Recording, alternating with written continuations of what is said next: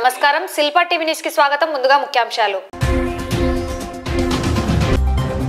అపుస్మా రాష్ట్ర చైర్మన్ మరియు గౌరవ ఉపాధ్యాయ ఎమ్మెల్సీ రామచంద్రారెడ్డి నంద్యాలలో పర్యటన. ఏపీ స్కిల్ డెవలప్మెంట్ ఆధ్వర్యంలో కంప్యూటర్ కోర్స్ శిక్షణ పొందిన విద్యార్థులకు సర్టిఫికెట్స్ అందజేత. నంద్యాలలో గంజాయి ముఠా అరెస్ట్, 5 కేజీల గంజాయి స్వాధీనం. ఏపీ ఓపెన్ స్కూల్ అడ్మిషన్లు పొందిన విద్యార్థులు పరీక్షా ఫీజు చెల్లించేందుకు ఈ నెల 10వ తేదీ వరకు తత్కాల్లో అవకాశం కల్పిస్తున్నట్లు పేర్కొన్న ఎస్పీజీఏ కోఆర్డినేటర్. బెల్ట్ షాపులు, నాటుసారా విక్రయాలపై చట్టపరంగా చర్యలు తప్పవని హెచ్చరించిన ఎక్సైజ్ అండ్ ప్రొహిబిషన్ ఎస్ఐ. ఆల్మేవా ఆధ్వర్యంలో రవీంద్ర ఎడ్యుకేషనల్ ఇన్స్టిట్యూషన్లో ఘనంగా జాతీయ మహిళా దినోత్సవం.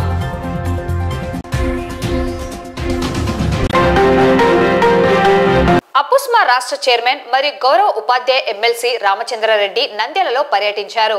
పట్టణంలోని శాంతినికేతన్ విద్యా సంస్థలో ఆ సంస్థ చైర్మన్ సుధాకర్ ఆధ్వర్యంలో నంద్యాల జిల్లా అపుస్మా అధ్యక్షులు బిజ్జం సుబ్బారెడ్డి అధ్యక్షతన కార్యక్రమం నిర్వహించడం జరిగింది. కార్యక్రమంలో భాగంగా మహిళల అభ్యున్నతికి పాటుపడిన సావిత్రిబాయి పూలే జయంతి సందర్భంగా నంద్యాలలోని ప్రైవేట్ మహిళా కరెస్పాండెంట్స్ ను సన్మానించారు. ఈ కార్యక్రమంలో ఎమ్మెల్సీ రామచంద్రారెడ్డి మాట్లాడుతూ రాష్ట్రంలో ప్రైవేట్ పాఠశాలల సమస్యలను పరిష్కరించడానికి తన వంతు కృషి చేస్తానని తెలిపారు. కార్యక్రమంలో వర్కింగ్ ప్రెసిడెంట్ రమణారెడ్డి, జిల్లా అధ్యక్షులు బిజ్జం సుబ్బారెడ్డి, శాంతినికేతన్ అధినేత సుధాకర్, సెక్రటరీ భాస్కర్, ట్రెజరర్ హుసేన్ బాషా, నంద్యాల, బనగాన్పల్లి, ఆలగడ్డ, ఆత్మకూరు డోన్ యూనిట్ పిఎస్టీలు, స్థానిక కరెస్పాండెంట్లు పాల్గొన్నారు.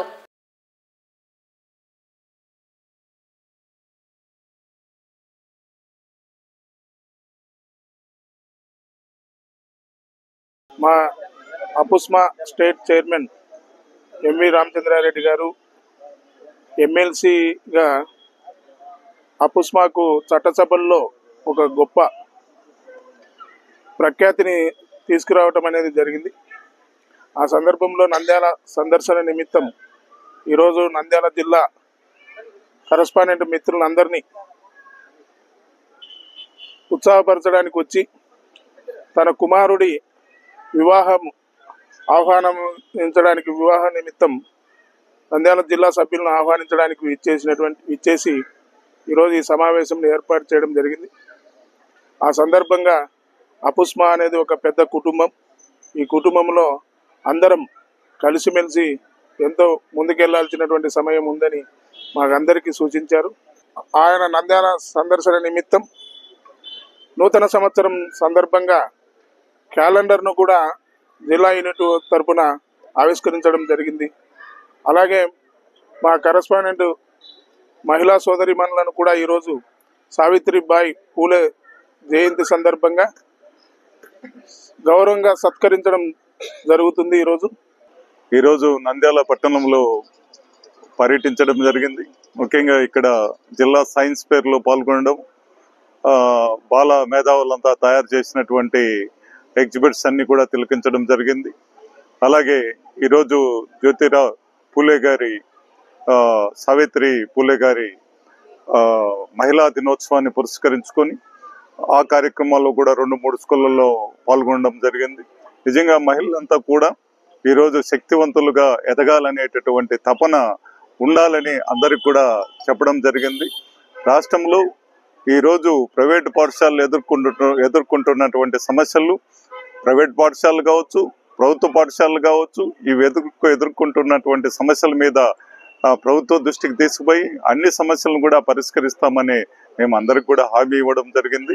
జాతీయ మహిళా ఉపాధ్యాయ దినోత్సవం సందర్భంగా భారతదేశంలోని ప్రతి మహిళా ఉపాధ్యాయురాలకు శుభాకాంక్షలు తెలియజేసుకుంటూ ఉన్నాము అపుస్మా రాష్ట్ర కమిటీ తరఫున.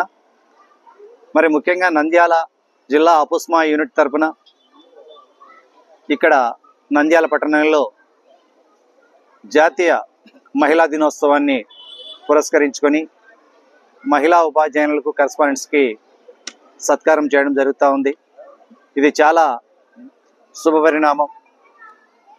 మహిళా విద్య ఆవశ్యకతను ఈ భారతదేశానికి తెలియజేసినటువంటి సావిత్రిబాయి పూలే యొక్క గొప్పతనాన్ని అందరూ తెలుసుకోవాల్సిన అవసరం ఉంది.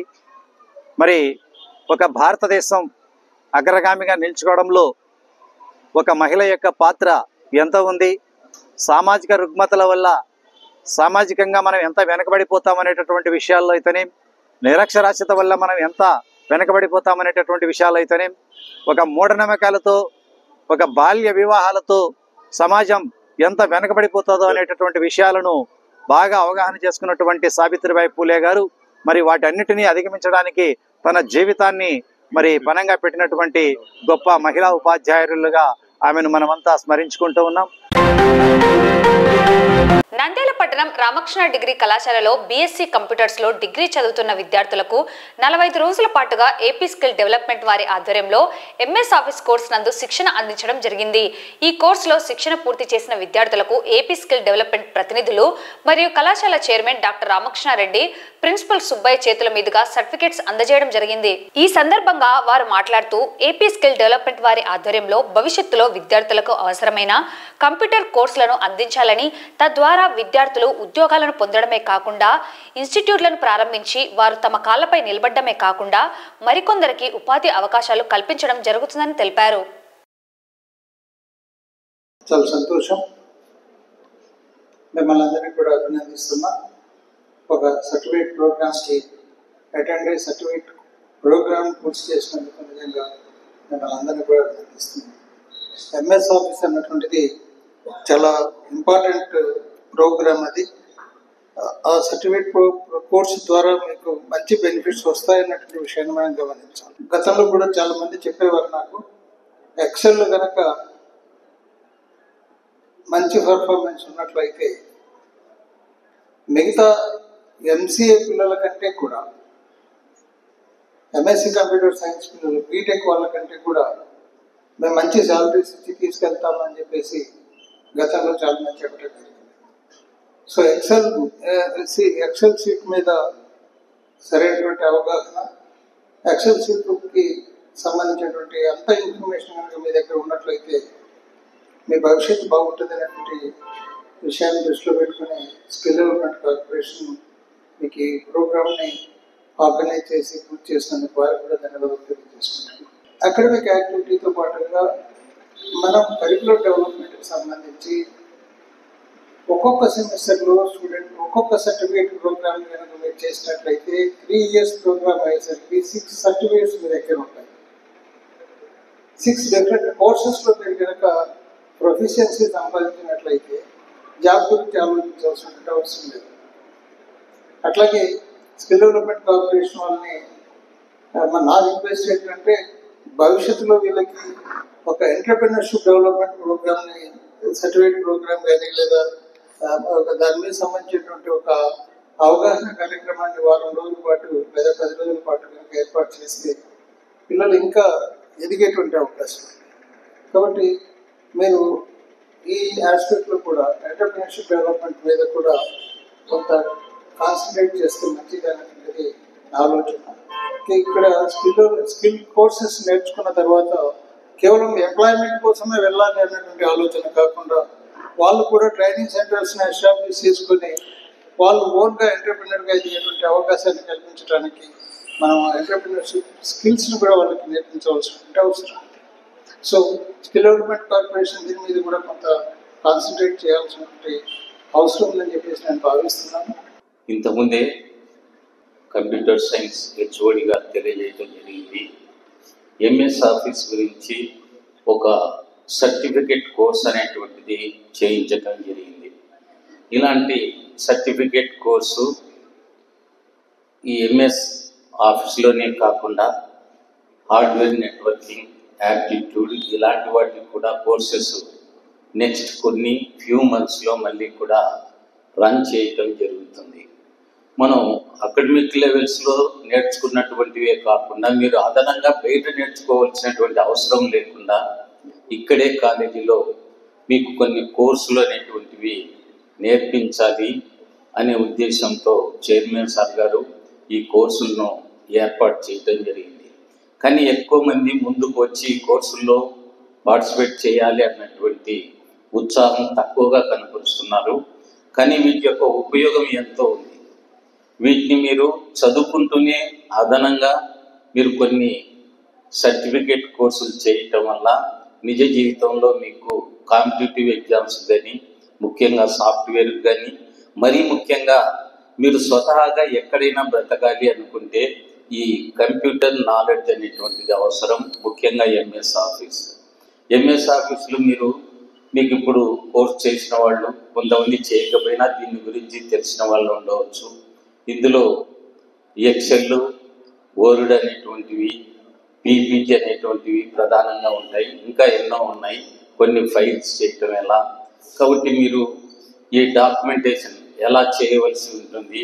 అలాగే ఎక్సెల్ నేర్చుకోవటం వల్ల మీరు కొన్ని టేబుల్ ఫామ్స్ ఎలా చేయాలి అన్నటువంటిది, పీపీటీ మీరు ఏదైనా ఒక సబ్జెక్ట్ పైన మాట్లాడాలి అన్నా, ఒక సెమినార్ ఇవ్వాలి అన్నా మీరు పీపీటీ ఎలా తయారు చేసుకోవాలో మీరే చేసుకోవచ్చు.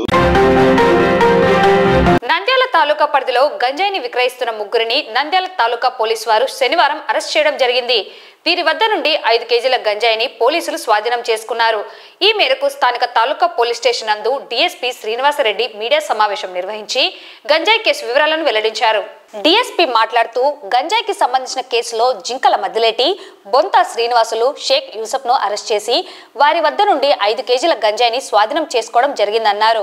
గంజాయిని ముద్దాయి జింకల మద్దిలేటికి సామర్లకోటకు చెందిన వాసు అనే వ్యక్తి ద్వారా గంజాయిని రైలు ద్వారా నంద్యాలకు తీసుకువచ్చి నంద్యాల మరియు చుట్టుపక్కల గ్రామాల్లో బొంత శ్రీనివాస్తో కలిసి చిన్న చిన్న ప్యాకెట్ల రూపంలో తయారు చేసి అమ్ముకొని సొమ్ము చేసుకునేవారని తెలిపారు.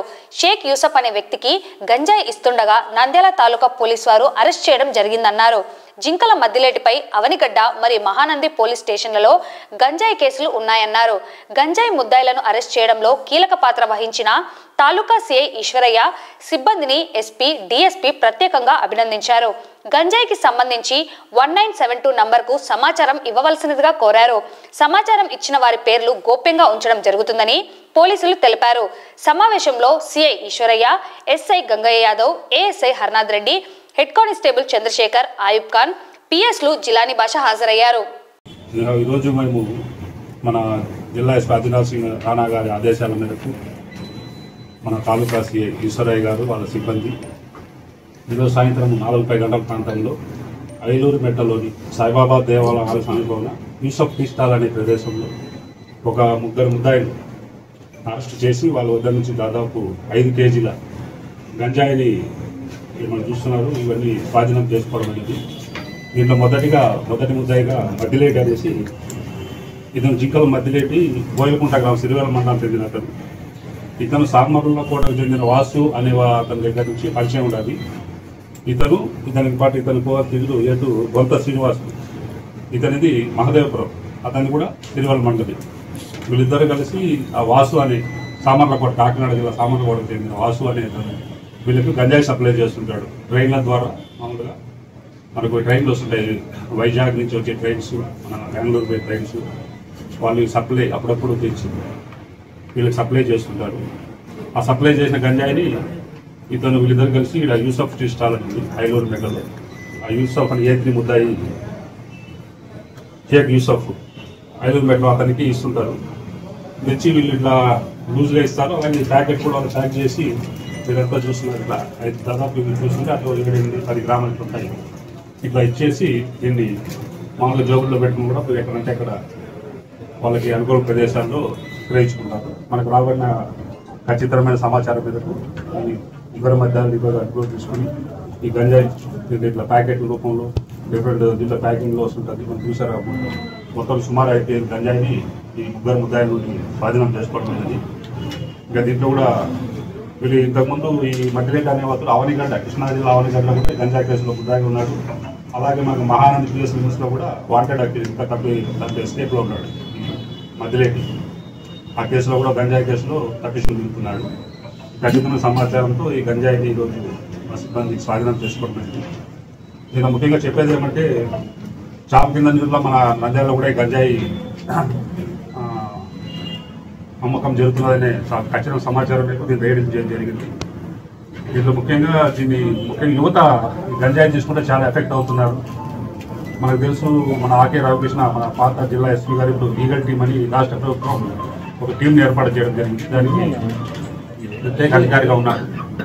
ఆయన ఆదేశాలు మాకు కూడా అప్పుడప్పుడు సార్ నుంచి కూడా ఆదేశాలు వస్తుంటాయి గంజాయిని నిర్మూలించాలనేసి. దీంట్లో కూడా నేను రీసెంట్గా ఒక విక్టిమ్, ఈ గంజాయి విక్టిమ్ కూడా మేము టేకప్ చేసి వాళ్ళ కంప్లైంట్, ఈ గంజాయి ఏమైనా అవైలబుల్ ఉన్నా కానీ, ఎవరైనా సేవిస్తున్నా కానీ, దానివల్ల ఏమైనా అఫెక్ట్ అయ్యి వాళ్ళకి ఏదైనా ట్రీట్మెంట్ కావాల్సిన కూడా 1972 స్టేట్ వైడ్ రీకాల్ సెంటర్ ఇది, 1972 అందరికీ నోటెడ్ నంబర్ ఇది. దీనికి కానీ కాల్ చేస్తే మనకి ఏ సమాచారంలో గోప్యంగా ఉంచబడుతుంది, ఆ సమాచారం ఇస్తున్న వ్యక్తుల ద్వారా కూడా అందించబడు. వాళ్ళకి ముద్దాన్ని పట్టుకోవడం కానీ, లేకపోతే ఏదైనా హెల్త్ అసిస్టెంట్స్ కూడా అన్ని విధాలు ఈగల్ టీం ద్వారా మేము ప్రొవైడ్ చేస్తుంది. కాబట్టి ఈ గంజాయి సమాచారం ఎవరున్నా కూడా మాకు అందజేయవచ్చు. మీరు ఇంకా లోతుగా దర్యాప్తు చేసి వీళ్ళు మళ్ళీ ఫర్దర్ కూడా విచారించి ఇంకా ఎవరెవరు ఉన్నారు నెట్వర్క్లో, ఇక్కడ ఎక్కడెక్కడ వీళ్ళు సప్లై జరుగుతుంది అనేసి దీని మీద ఇంకా క్షుణ్ణంగా దర్యాప్తు చేస్తున్నాం. ఇది ప్రస్తావన. దీనికన్నా చాలా ప్రమాదకరమైనది వ్యసనం ఈ గంజాయి అనేది.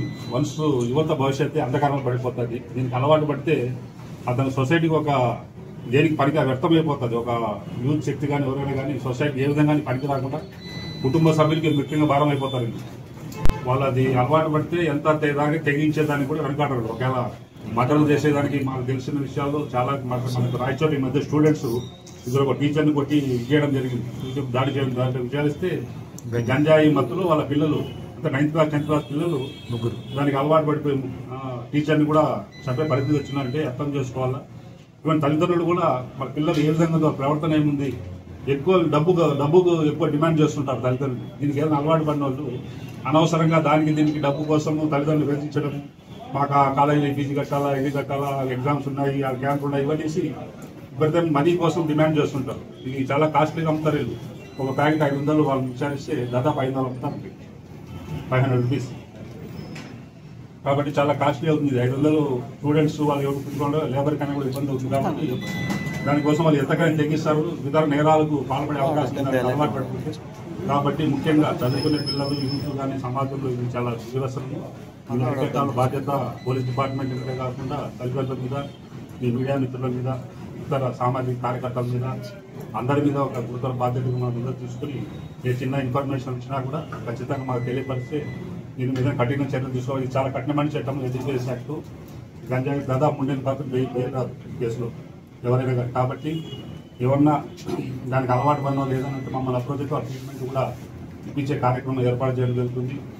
పూర్తిగా గంజాయి నంద్యాలలో ఈ గంజాయి అయితేనేమి, మట్కా, ఈ బ్రోకరింగ్, క్రికెట్ బెట్టింగ్ అయితేనేమి, ఆన్లైన్ బెట్టింగ్, ఎలాంటి అసాంఘిక కార్యకలాపాలు జరగకుండా గ్యామ్లింగ్ పోలీసులు మా వంతు పాత్రను పోషిస్తాం. ప్రజలు కూడా దానికి అందరూ సహకరించాలని కోరుకుంటున్నాం. Thank you. ఆంధ్రప్రదేశ్ సార్వత్రిక విద్యాపీఠం ఓపెన్ స్కూల్ సంబంధించి అడ్మిషన్ల ప్రక్రియ ముగిసిందని, ఈ విద్యా సంవత్సరానికి 10వ తరగతి మరియు ఇంటర్ విద్యాభ్యాసం కొరకు అడ్మిషన్లు పొందిన విద్యార్థులకు పరీక్ష ఫీజులు చెల్లించేందుకు రాష్ట్ర ప్రభుత్వం తత్కాల్ ద్వారా ఈ నెల 10వ తేదీ వరకు ఆఖరి గడువును ఇవ్వడం జరిగిందని, ఈ అవకాశాన్ని విద్యార్థులు సద్వినియోగం చేసుకోవాలని ఎస్పీజీఏఐ కోఆర్డినేటర్ జీవలత పేర్కొన్నారు. ఈ మేరకు శనివారం స్థానిక స్టడీ సెంటర్ నందు ఓపెన్ స్కూల్ విద్యార్థులకు సంబంధించిన వివరాలను వారు తెలియజేశారు.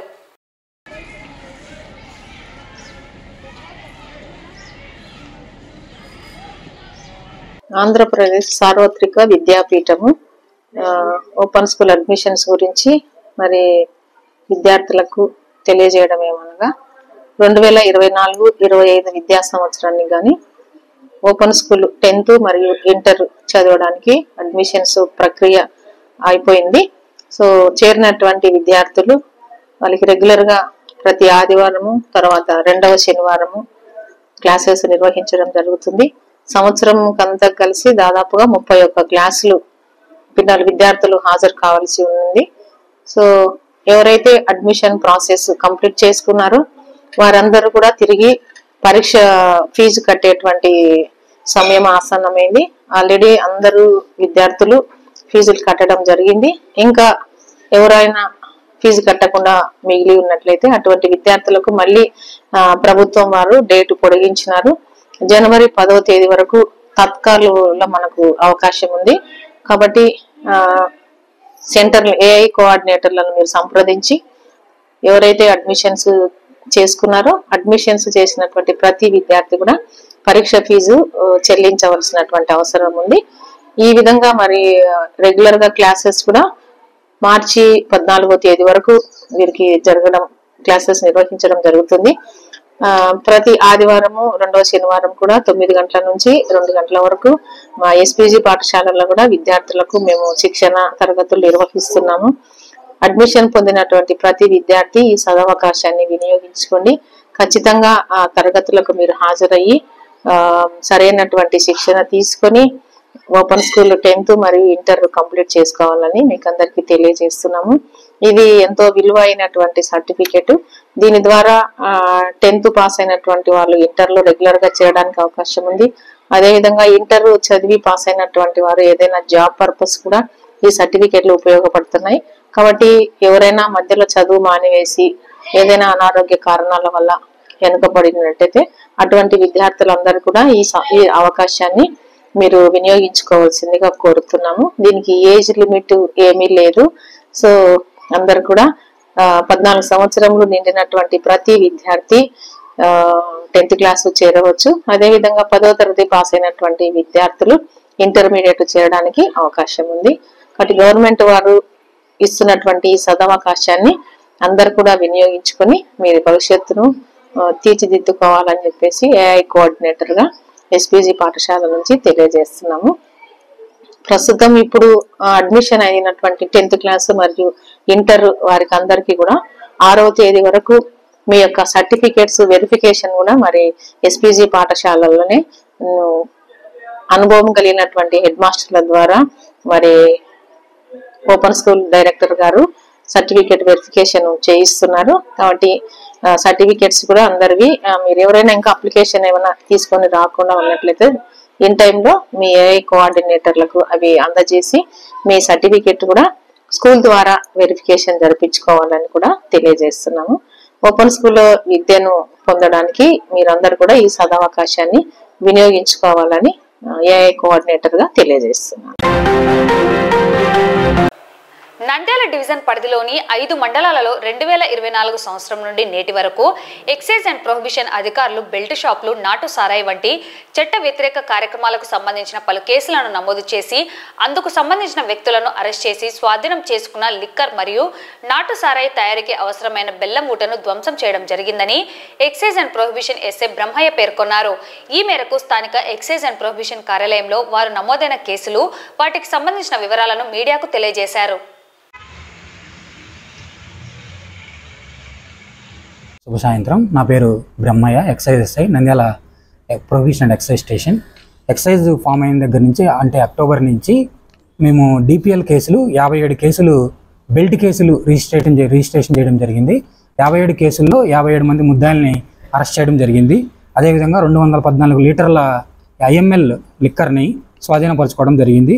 అదేవిధంగా మనం చూసుకుంటే 2024 జనవరి నుంచి డిసెంబర్ వరకు మొత్తం నంద్యాల ఎక్సైజ్ స్టేషన్ పరిధిలో 281 డిపిఎల్ కేసులు అంటే బెల్ట్ కేసులు నమోదు చేయడం జరిగింది. అంటే ఆంధ్రప్రదేశ్లో అమ్మే లిక్కరు.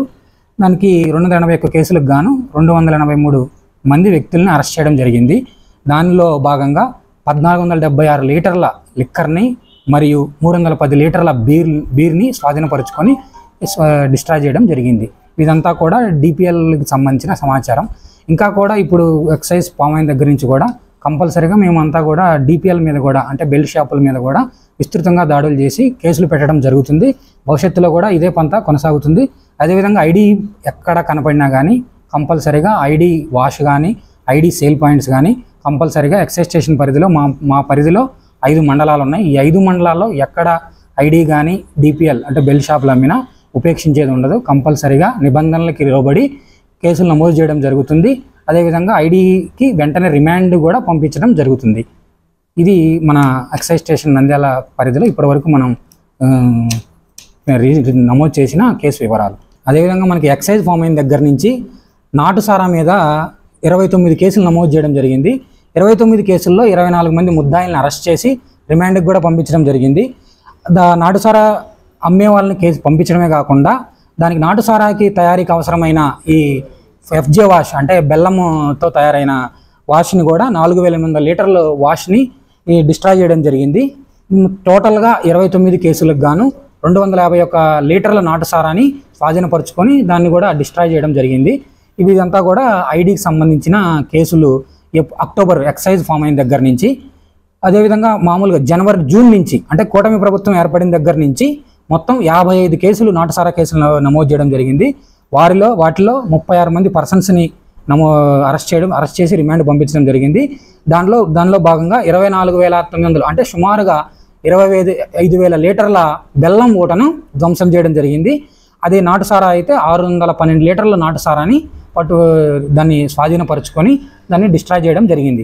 ఇదంతా కూడా ఐడి ఈ మన ఎక్సైజ్ స్టేషన్ 5 నంద్యాల పరిధిలోని 5 మండలాల్లో కూడా మనం విస్తృతమైన దాడులు చేయడం జరుగుతుంది. ఎక్కడ బెల్లం ఊట కానీ నాటుసారా అమ్మినా కానీ ఉపేక్షించేది ఉండదు.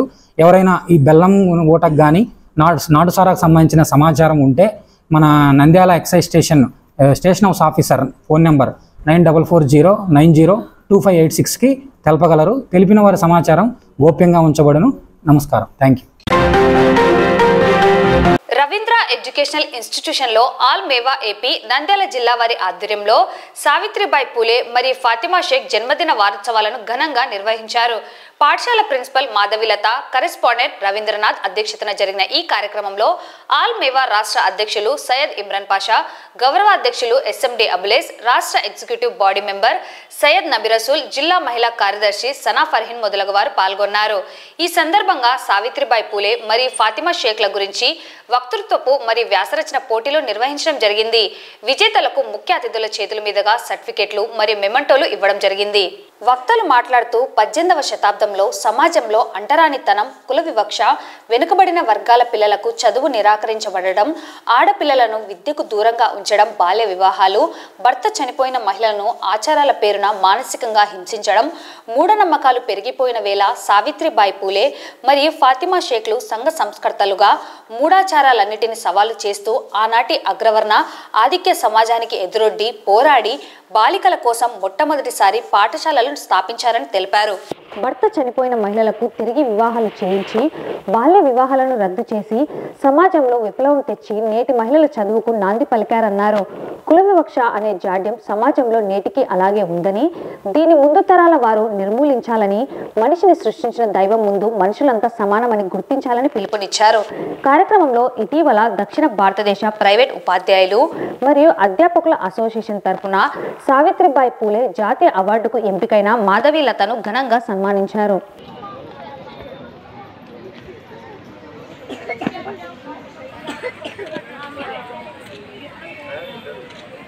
సావిత్రిబాయి గారి జన్మదినాన్ని మనం ఎందుకు ఇంత ఘనంగా జరుపుకుంటున్నాం?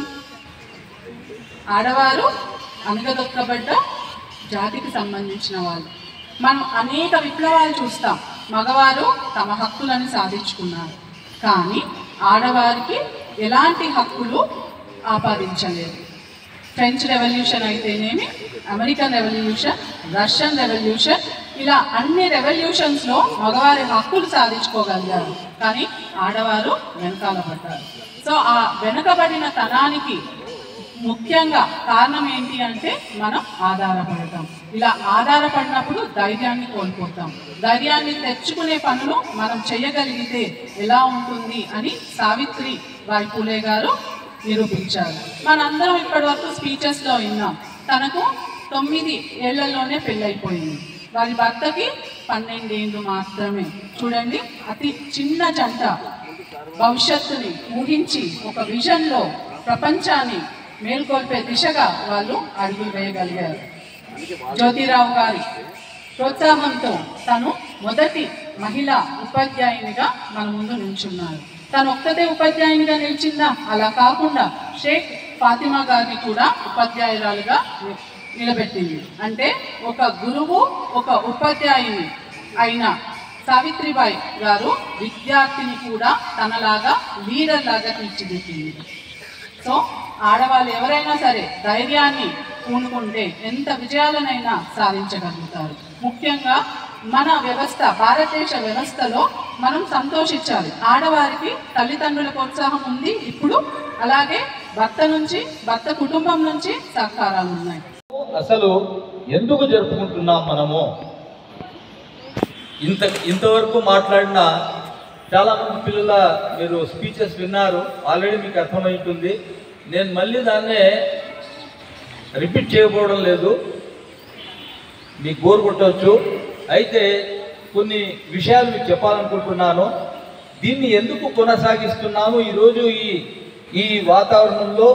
ఈరోజు ఇటు సావిత్రిబాయి పూలే, ఆ తర్వాత ఫాతిమాబీలను మనము మతికి చేసుకొని వారి జీవిత చరిత్రల గురించి చదువుకుంటున్నాం.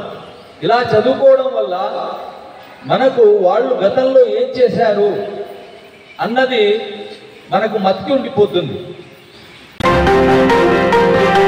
వార్తలు ముగించే ముందు ముఖ్యాంశాలు మరోసారి.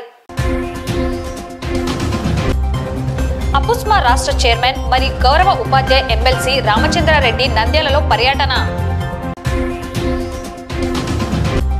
ఏపీ స్కిల్ డెవలప్మెంట్ ఆధ్వర్యంలో కంప్యూటర్ కోర్స్ శిక్షణ పొందిన విద్యార్థులకు సర్టిఫికెట్స్ అందజేత. నంద్యాలలో గంజాయి ముఠా అరెస్ట్, 5 కేజీల గంజాయి స్వాధీనం.